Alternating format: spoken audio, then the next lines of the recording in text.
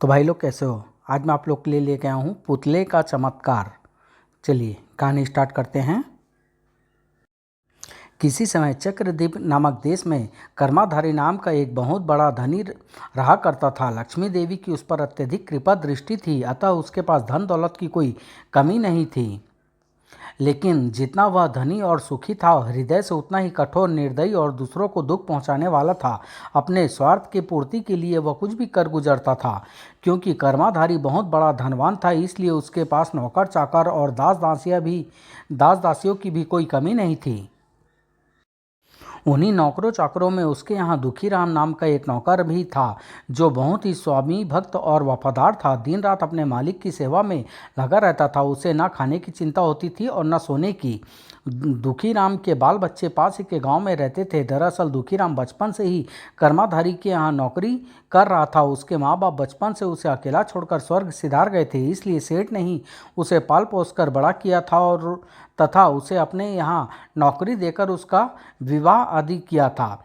समय धीरे धीरे बीतता रहा, लेकिन दुखीराम अपने मालिक की सेवा करते हुए एक साधारण सा जीवन व्यतीत करने के बावजूद भी अपने आप को दुनिया का सबसे ज़्यादा सुखी इंसान समझता था। लेकिन एक दिन ऐसा भी आया जब ठीक से भोजन व आराम न मिलने के कारण अधेड़ अवस्था में ही दुखीराम के अधिकांश बाल सफ़ेद हो गए। उसके हाथ पैर काम करने से जवाब देने लगे और वह प्रायः बीमार रहने लगा। फिर एक दिन, मालिक खाना लगा दिया है, चलकर भोजन कर लीजिए। अरे बदतमीज, तुझसे कितनी बार कहा है कि हमेशा दूर से बात किया कर, तेरे थूक के छींटे मेरे सिर पर आते हैं। भूल हो गई मालिक, माफ़ कर दीजिए। ठीक है, अब चल हट सामने से। खाने की मेज पर, अरे दुखीराम काका, व्यंजन की थालियाँ जल्दी जल्दी लेकर आओ ना। अभी लाया धनिया बेटी, और हाँ, अचार का छोटा वाला मर्तबान भी लाना। लो बेटी, खो खो, अर्र, खन खनाक। नुकसान होते देख सेठ कर्माधारी क्रोध से आंख बबूला हो उठा। बाज आया मैं इस रोज रोज के नुकसान से। रामदीन सेकू, धक्के मार मार कर निकाल दो इस लापरवाह को घर से। दया करे मालिक, मुझ गरीब पर दया करे। इस अवस्था में मैं भला कहाँ जाऊँगा। अरे निकम्मे हरामखोर, परे हट, मुझे दया करनी नहीं आती। आह। दुखीराम बहुत रोया, गिड़गिड़ाया, लेकिन सेठ कर्माधारी को उस पर जरा भी दया नहीं आई और उसने उसे अपने घर से निकाल दिया। हाय, अब मेरी बीवी बच्चों का क्या होगा। मुझ में तो कमाने की भी शक्ति नहीं रही, कोई चारा नहीं था। अतः दुखीराम रोता बिलखता अपने गांव की ओर चल दिया। घर पहुंचकर जब उसने अपनी पत्नी और बच्चों को सारी बात बताई तो सभी उदास हो उठे। अब क्या होगा स्वामी, क्या खाएंगे हम लोग। घर में जो कुछ भी है वह 3-4 दिन से ज़्यादा नहीं चलने वाला। फिर लड़कियां भी सियानी हो गई है, इनका ब्याह भी करना है। आज नहीं तो कल हमें पैसों की आवश्यकता तो पड़ेगी ही। एक सेठ जी का ही भरोसा था कि ज़रूरत पर वे हमें रुपया दे देंगे, लेकिन अब वह भी टूट गया। भगवान, मेरी तो कुछ समझ में नहीं आता कि मैं क्या करूं और क्या नहीं। काश ईश्वर ऐसी नौबत दिखाने से पहले ही मेरे जीवन ले लेता तो अच्छा होता। ऐसा ना कहिए जी, यदि आपको कुछ हो गया तो हमारा क्या होगा। खैर, अब जो होगा सो देखा जाएगा। आप हाथ मुंह धो लीजिए, मैं खाना परोसती हूँ। ठीक है भगवान, अब तो भगवान ही हमारा मालिक है। बेटी शांति, तू जरा अपने बापू के हाथ पैर धुला दे। बहुत अच्छा माँ। किसी तरह दुखीराम की पत्नी ने खींच तान करके वह पड़ोसियों से मांग कर 15 दिन तक निकाल दिए, लेकिन 16वें दिन, यह क्या भगवान, सुबह सुबह तुम्हारी आंखों में आंसू, खैरियत तो है। आज घर में खाने को अन्न का एक दाना भी नहीं है स्वामी, और अब तो पड़ोसियों से मांगने की भी मुझ में हिम्मत नहीं रही। ओह, लगता है आज हमारे साथ साथ बच्चों को भी भूखा रहना पड़ेगा। अपनी भूख प्यास तो मैं बर्दाश्त कर लूँगी, लेकिन मैं बच्चों को भूखा नहीं देख सकती। रो मत भगवान, मैं अभी जाकर कहीं से खाने का प्रबंध करता हूँ। भूखा प्यासा दुखीराम उसी समय घर से निकल पड़ा। शांति की माँ से मैं कह तो आया हूँ कि कहीं से भोजन की व्यवस्था कर लूँगा, लेकिन कहाँ से करूँगा। वर्षों मैं नगर में रहा, यहाँ पर मेरा कोई परिचित भी तो नहीं है। हाँ, एक काम हो सकता है, क्यों ना मैं किसी सेठ से कोई काम मांग लूँ। हाँ, यही ठीक रहेगा। शीघ्र ही सेठ जी, मुझे आपके यहाँ कोई काम मिलेगा। भाई, इस उम्र में तुम भला क्या काम कर पाओगे। मैं हर काम कर लूँगा सेठ जी, आप काम बताइए। तो सुनो, मुझे शाम तक जलाने के लिए लकड़ियाँ चाहिए। क्या तुम जंगल से लकड़ियाँ काट कर ला सकते हो। अवश्य ला सकता हूँ सेठ जी। तो ठीक है, मेरी बैलगाड़ी और कुल्हाड़ा ले जाओ और शाम तक लकड़ियाँ काट कर ले आओ। पगार के रूप में तुम्हें 6 रोटियाँ और चटनी मिल जाएगी। सिर्फ 6 रोटियाँ और चटनी? हाँ बाबा, इससे ज़्यादा मैं तुम्हें कुछ नहीं दे सकता। काम करना हो तो करो, वरना कोई दूसरी जगह देखो। कुछ न मिलने से तो 6 रोटियाँ ही भली है। कम से कम हम 6 प्राणियों के हिस्से में एक एक रोटी तो आ ही जाएगी। अरे सोच क्या रहे हो बाबा? हाँ करो या ना, बेकार अपना और मेरा समय क्यों नष्ट कर रहे हो? मुझे मंजूर है सेठ जी, आप मुझे बैलगाड़ी और कुल्हाड़ा दिलवा दीजिए। ठीक है। अरे सुखिया, इस बाबा को बैलगाड़ी और कुल्हाड़ा दे दो। बहुत अच्छा मालिक। खेत सेठ से बैलगाड़ी और कुल्हाड़ा ले दुखीराम जंगल की ओर चल पड़ा।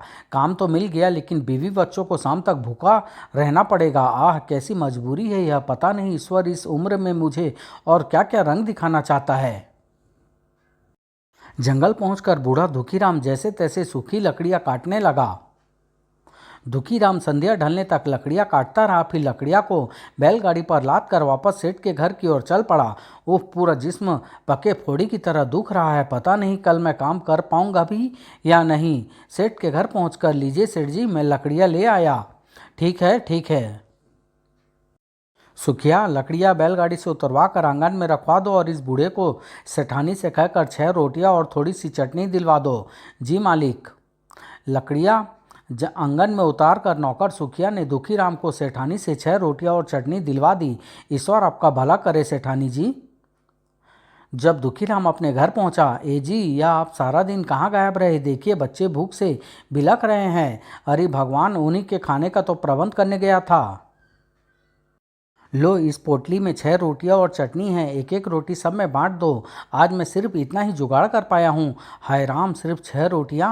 हाँ, भूखे सोने से तो एक एक रोटी खाकर सोना ही अच्छा है। क्या करूँ, इससे ज़्यादा कुछ मिलने की भी तो उम्मीद नहीं थी। ओह, लेकिन आपने इन रोटियों का जुगाड़ किया कैसे? सब कुछ सुनकर पत्नी का चेहरा गमगीन हो उठा। ओह, हम लोगों के लिए आपको इस बीमारी की अवस्था में भी कितना कष्ट उठाना पड़ रहा है। दुखी मत हो भगवान, जब हमारा लल्लू बड़ा हो जाएगा तो फिर हमें कोई कष्ट नहीं रहेगा। चलो, अब हम सब मिलकर भोजन कर लेते हैं। सब ने मिलकर एक एक रोटी खाई। भोजन कम था, लेकिन फिर भी वे 6 प्राणी उस एक एक रोटी से ही संतुष्ट हो गए। अगले दिन सुबह, एजी, भोर का उजाला चारों तरफ फैल चुका है। क्या आज काम पर नहीं जाएंगे? ओह, जाता हूँ भगवान। हैं, यह क्या? आपको तो तेज बुखार है, कमजोर शरीर है, कोई ना कोई बीमारी तो लगनी ही है। लेकिन तुम चिंता ना करो, यह छोटा मोटा बुखार जल्दी ही उतर जाएगा। नहीं नहीं, रहने दीजिए, इस हालत में आपको काम पर जाने की कोई ज़रूरत नहीं। आज मैं ही कहीं काम काज करके भोजन का प्रबंध कर लूँगी। कैसी बातें करती हो भगवान, भला मेरे जीते जी तुम काम करोगी? लानत है मेरे जीवन पर। लाओ मेरा अंगोछा दो, मैं चलता हूँ किसी काम की तलाश में। पत्नी ने दुखीराम को रोकने की बहुत कोशिश की, लेकिन दुखीराम नहीं माना और नए काम की तलाश में घर से निकल पड़ा। दुखीराम सर्वप्रथम उसी सेठ के यहाँ काम की तलाश में पहुँचा जिसके लिए उसने लकड़ियाँ काटी थी। सेठ जी, मुझे आज भी कोई काम मिलेगा? अरे बाबा, तुम तो काफ़ी बीमार लगते हो, जाओ जाकर घर पर आराम करो। इस समय तुम्हें काम की नहीं बल्कि आराम की सख्त ज़रूरत है। सेठ जी, यदि मैं आराम करूँगा तो बाल बच्चों को आज भूखे ही सोना पड़ेगा। मेरे अलावा घर में काम काज करने वाला कोई भी तो नहीं। कृपा कर मुझे कुछ काम दे दीजिए। देखो भाई, काम तो है मेरे पास, लेकिन मुझे लगता नहीं कि तुम उतना सख्त काम कर पाओगे। मैं सख्त से सख्त काम कर लूँगा सेठ जी, आप काम बताइए। तो सुनो, जितनी लकड़ियाँ कल तुम जंगल से काट कर लाए थे, उन्हें चूल्हे में जलाने योग्य काटना है। बोलो, काट पाओगे? जरूर काट लूँगा सेठ जी, लेकिन तुम्हें धन की जगह वही 6 रोटियाँ और चटनी मिलेगी। बोलो, तैयार हो? मुझे स्वीकार है सेठ जी, आप मुझे कुल्हाड़ा दिलवा दीजिए। कोशिश करूंगा कि शाम तक सारी लकड़ियां काट दूं। अभी लो। अरे सुखिया, बाबा को भीतर ले जाकर लकड़ियों के पास छोड़ा। जी, बहुत अच्छा मालिक। सुखिया दुखीराम को लेकर दुकान के पिछवाड़े में ही बने सेठ के मकान के आंगन में पहुंचा। ठीक है भाई, अब जरा कुल्हाड़ा भी दे दो। मैं कोशिश करूंगा कि शाम तक सारी लकड़ियां कट जाएं। अरे तुम तो काफ़ी बीमार लगते हो बाबा, क्या इतनी सारी लकड़ियाँ इस अवस्था में काट सकोगे? काट लूँगा भाई, तुम कुल्हाड़ा तो लेकर आओ। मुझे तो तुम पर रहम आता है बाबा, क्यों अपनी जान के दुश्मन बन रहे हो? मेरी मानो तो घर जाकर आराम करो, जान है तो जहान है। अरे भाई, यदि मैं अपनी जान की परवाह कर आराम करूँगा तो मेरे पीछे जो 5 जानें और लगी है वे बेकार ही जान से चली जाएगी। इसलिए उनकी जान बचाने के लिए मुझे यह लकड़ियाँ काटनी ही पड़ेगी। तुम मेरी चिंता छोड़ो और जल्दी से कुल्हाड़ा लेकर आओ, वरना मुझसे शाम तक इतनी सारी लकड़ियाँ नहीं कट पाएगी। ठीक है बाबा, जैसी तुम्हारी मर्जी। भला मुझे क्या, अभी ला कर देता हूँ कुल्हाड़ा। शीघ्र ही सुखिया ने दुखीराम को कुल्हाड़ा लाकर दे दिया और दुखीराम लकड़ियाँ काटने में जुट गया। हे राम, मुझे शक्ति दे। दुखीराम दिन भर मेहनत से लकड़ियाँ काटता रहा और जैसे तैसे करके उसने शाम तक सारी लकड़ियाँ जलाने योग्य काट डाली। लो बाबा, संभालो यह 6 रोटियाँ की पोटलियाँ और अपने घर जाओ।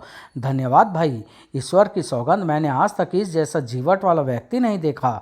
बूढ़ा, कमजोर और बीमार होने के बावजूद भी पत्थर जैसा दिल रखता है यह। निढाल सा दुखीराम जब अपने घर की ओर बढ़ा चला जा रहा था तो अचानक, ठहरो बाबा, कुछ मेरी भी मदद करते जाओ। दुखीराम ने पलट कर देखा। अरे, आसपास तो कोई भी नहीं है, फिर मुझे आवाज़ किसने दी थी? मैं इस पेड़ के नीचे खड़ा हूँ बाबा, मेरे पास आओ। ओह, कितना विचित्र विचित्र इंसान है, केवल 2 फुट का। तुम कौन हो बेटा और मुझसे क्या चाहते हो? मैं एक पुतला हूँ बाबा, यदि तुम्हारे पास कुछ खाने को हो तो मुझे भी दो ना। खाने को? हाँ, मैं तुम्हारा यह एहसान जीवन भर नहीं भूलूंगा। वह तो ठीक है पुतले बेटे, लेकिन इस समय मेरे पास जितना भोजन है वह मेरे परिवार के लिए ही पर्याप्त नहीं है। ऐसे में भला मैं तुम्हें क्या दे सकता हूँ? इनकार मत करो बाबा, यदि तुमने मुझे भोजन नहीं दिया तो मैं चंद ही घड़ी में बेजान हो जाऊंगा, क्योंकि इस समय भोजन ही मुझे जिंदा रख सकता है। क्या तुम चाहते हो कि तुम्हारे पास भोजन रहते हुए भी मैं दम तोड़ दूं? ऐसी बात नहीं है भाई, लेकिन तब देर मत करो बाबा, मेरी ज़िंदगी के कुछ ही क्षण शेष रह गए हैं, मुझे जल्दी से थोड़ा भोजन दे दो। उफ, न जाने ईश्वर मेरी यह कैसी परीक्षा ले रहा है। यदि मैं इसे रोटी नहीं देता हूँ तो यह मर जाएगा और इसका पाप मेरे सिर पर चढ़ेगा, और यदि इसे रोटी देता हूँ तो मुझे और मेरे परिवार को आज भूखा ही सोना पड़ेगा। तभी उसके हृदय से एक आवाज़ आई, दुखीराम, तुम और तुम्हारा परिवार तो एक दिन भोजन न मिलने पर भी जीवित रह सकता है, लेकिन यह पुतला बिना भोजन के ज़्यादा क्षणों तक जीवित नहीं रह सकता। अतः मनुष्यता के नाते तुम्हारा यह कर्तव्य हो जाता है कि तुम इसकी क्षुधा शांत करो, वरना इसकी मौत के तुम ही जिम्मेदार होगे। कुछ सोच विचार करने के बाद दुखीराम बोला, सुनो भाई, मैं तुम्हें 1 रोटी खाने को दे सकता हूँ, ज़्यादा नहीं। ठीक है बाबा, यदि मेरा पेट 1 रोटी से भर गया तो मैं दूसरी नहीं मांगूंगा, लेकिन यदि पेट नहीं भरा तो दूसरी तीसरी जरूर मांगूंगा। अब यह तुम्हारी इच्छा पर है कि तुम मेरी इच्छा पूरी करो अथवा नहीं। ठीक है भाई, लो पहले 1 रोटी खाओ, बात की बाद में देखी जाएगी। धन्यवाद बाबा। पुतले ने अपना मुंह खोला और गटक पूरी रोटी एक ही बार में सटक गया। मेरी भूख अभी नहीं मिटी है बाबा, 1 रोटी और दो। लाचार हो दुखीराम ने उसे दूसरी रोटी थमा दी। वह रोटी भी पुतला एक ही बार में सटक गया। उसके बाद उसने तीसरी रोटी की मांग की। दुखीराम ने मनुष्यता के नाते उसे तीसरी रोटी भी दे दी। उसे भी उसने एक ही ग्रास बनाया, परंतु फिर भी उसकी भूख नहीं मिटी। 1 रोटी और दो बाबा। देता हूँ, अभी देता हूँ भाई। और एक एक कर पुतला दुखीराम की 6 रोटियां डकार गया। आहा, अब भरा है मेरा पेट। तुम कितने अच्छे हो बाबा, तुम्हारे लिए तो मैं अच्छा बन गया भाई, लेकिन आज शायद मैं अपने बीवी बच्चों के लिए अच्छा साबित नहीं होऊंगा। अच्छा, अब मैं चलता हूँ। ठहरो बाबा, इस तरह मुझे अकेला छोड़कर तुम कहाँ जा रहे हो? क्या मतलब, अब क्या चाहते हो तुम मुझसे? मैं यहाँ के लिए बिल्कुल अजनबी हूँ बाबा। फिर मुझे भी अपने साथ अपने घर ले चलो ना बाबा, मैं तो रात भर तुम्हारे यहाँ रुक कर सुबह ही अपने घर के लिए प्रस्थान कर जाऊँगा। ओह, कुछ सोचने के बाद, ठीक है भाई चलो, शायद इस वक्त तुम्हारी सेवा करना ही मेरी किस्मत में लिखा है। दुखीराम पुतले को लेकर अपने घर पहुंचा और बीवी बच्चों को उसका परिचय देकर सारा किस्सा कह सुनाया। कोई बात नहीं स्वामी, आज हम सब भूखे पेट ही सो जाएंगे। हमें खुशी है कि आज आपने किसी की जान बचा ली। ओह, कितने महान हैं ये लोग। इन्होंने दिन में केवल 1 ही रोटी खाने को मिलता है और आज वह भी इन्हें खाने को नहीं मिला, लेकिन तब भी इनमें से किसी के चेहरे पर एक सिकन भी नहीं आई। ये लोग गरीब जरूर है लेकिन दयालु है। अब इनकी मदद करना मेरा धर्म हो जाता है। उस रात दुखीराम और उसके बीवी बच्चे भूखे ही सो गए, जबकि पुतला सोने का नाटक कर रहा था। वे लोग गहरी नींद सोए हुए हैं। अब मुझे निकल चलना चाहिए ताकि भोर होने से पहले ही वापस लौट सकूं। और पुतला उसी समय दुखीराम के घर से निकलकर शहर की ओर चल पड़ा। चलते चलते अचानक उसने एक सुंदर युवक का रूप धारण किया और आकाश में उड़ चला। कुछ ही क्षणों बाद वह नगर के सबसे बड़े सेठ कर्मधारी की हवेली के सामने खड़ा था। यही है उस दुष्ट धनवान का घर जिसके कारण आज दुखीराम दाने दाने का मोहताज है। कितना बुरा सुलूक किया है इस सेठ कर्मधारी ने दुखीराम के साथ। उसकी वर्षों की सेवा का फल इसने उसे ठोकर मार कर दिया। लेकिन आज इसे अपने किए का फल भोगना ही होगा। अगले ही पल उसने हवा में हाथ फैलाया तो उसके हाथ में लाल रंग का एक बड़ा सा झोला दिखाई देने लगा। सेठ कर्मधारी का सारा धन इस थैले में आ जाए। फरिश्ते के कहने भर की देर थी कि सेठ कर्मधारी के घर से धन की बौछार से निकलकर उस फरिश्ते के हाथों में थमे झोले में समाने लगी। पलक झपकते ही सेठ कर्मधारी का सारा धन फरिश्ते के झोले में समा गया। चल दुष्ट, अब तू अपने किए की सजा भोगने के लिए भी तैयार हो जा। अगले ही पल फरिश्ते के नेत्रों से आंख की लपटें निकलकर सेठ की हवेली पर पड़ी और सेठ कर्मधारी, जिस धन का तुझे अहंकार था आज वही धन तेरे पागलपन का कारण बनेगा।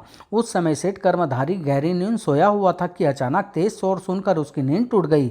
आग आग, भागो भागो! हैं, यह चीखने चिल्लाने की आवाज़ कैसी?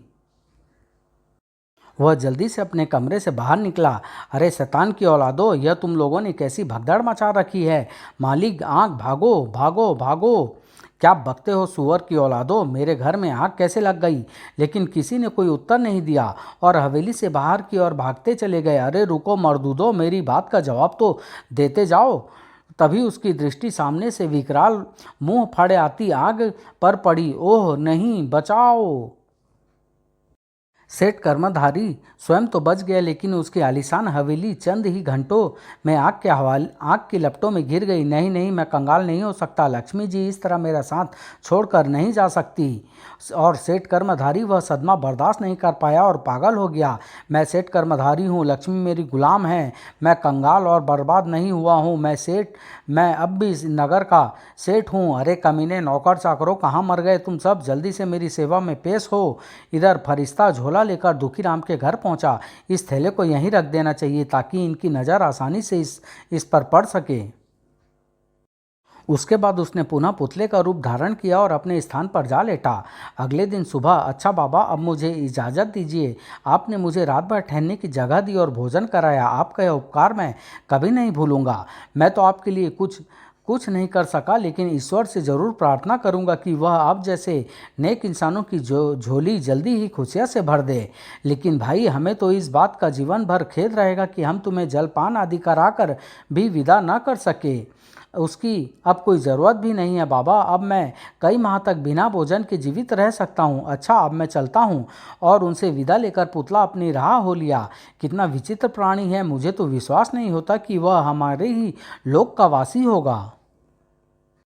तभी, अरे शांति की माँ, इस समय तो मैं अपने आप को एकदम स्वस्थ महसूस कर रहा हूँ। ऐसा लगता ही नहीं कि मुझे कोई रोग है। न बुखार है, न खांसी और न ही बुढ़ापे की कमजोरी। क्या सच? हाँ भाई, बिल्कुल। मुझे तो इस समय ऐसा लग रहा है जैसे मेरी खोई हुई जवानी वापस लौट आई है। ओह, तब तो यह जरूर उसी विचित्र पुतले का चमत्कार मालूम पड़ता है। तभी, माँ बापू, यह लाल रंग का झोला कैसा रखा है? अरे, यह थैला हमारे घर कहाँ से आ गया? यह हमारा तो है नहीं। कहीं यह झोला उसी विचित्र पुतले का तो नहीं है? नहीं, उसके पास ऐसा कोई झोला नहीं था। ठहरो, मैं इसे खोल कर देखता हूँ। और जैसे ही दुखीराम ने झोला खोला, हैं, अरे हे ईश्वर, इतना सारा धन! ए जी, मुझे तो यह सब चमत्कार उसी पुतले का लगता है। जरूर वह कोई फरिश्ता होगा जिसने हमारी परीक्षा लेकर हमारा घर धन दौलत से भर दिया है। हाँ भगवान, मुझे भी ऐसा ही लगता है। उसके बाद दुखीराम और उसके परिवार को कोई कष्ट नहीं रहा। दुखीराम ने अपनी तीनों लड़कियों की शादी बड़े धूमधाम से कर दी और अपने इकलौते पुत्र के साथ आनंद से दिन गुजारने लगा। समाप्त।